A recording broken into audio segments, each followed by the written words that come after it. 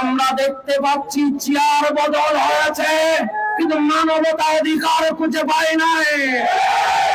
আমরা জানিয়ে দিতে চাই, এই সোনার বাংলায় শহীদ ফারুকীর রক্ত এখনো লেগে আছে, আল্লামা বাকি বিল্লাহর রক্ত এখনো লেগে আছে, খাদিম লিয়াকতের রক্ত এখনো লেগে আছে, উদ্দিনের রক্ত এখনো লেগে আছে। আজ মুসলিমের অধিকারের জন্য হাজার জনতা যে রক্ত দিয়েছে, যদি উদ্দিনের হত্যার বিচার না হয়, ওই রক্তের সাথে বেঈমানি হয়ে যাবে।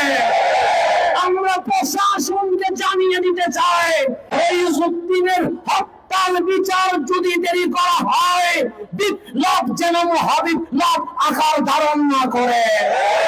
আমরা জানিয়ে দিতে চাই প্রশাসনকে, 26 তারিখ আমরা লক্ষ জনতার সমাবেশ করেছিলাম, এখানে কোনো দুর্ঘটনা ঘটে নাই।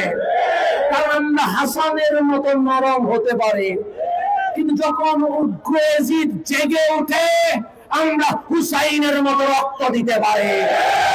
তাই আমরা প্রশাসনের কাছে অনুরোধ করব, আগামী 1-2 দিনের ভেতরে আসামিদেরকে গ্রেফতার করে সুন্নি জনতাদেরকে জানিয়ে দেওয়া হোক এই রাষ্ট্র এখনো মজলুমের কথা বলে।